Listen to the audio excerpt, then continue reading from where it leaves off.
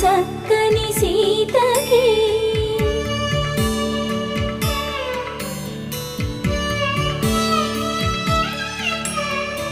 ఎర్ర జాబిలి చేయి రాముడేడని అడుగుతుంటే